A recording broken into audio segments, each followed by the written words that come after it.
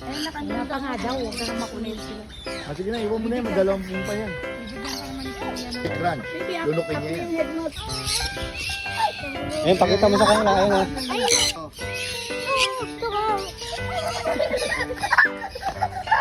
Bigyan mo na. Bigyan mo na.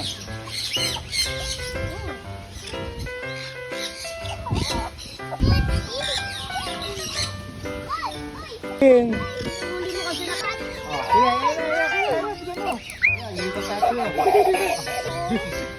Sabi nila ito yung dating takot eh. Ngayon hindi na takot.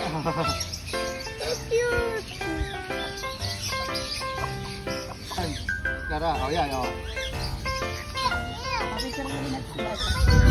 Ah, Tawakan mo. hawakan mo mabuti, matatapon mo.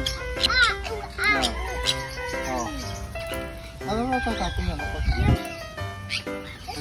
Makikita mo sa cellphone ko. Maya. So, ayun, meron ka sa head mo. Ayun, o. Diba?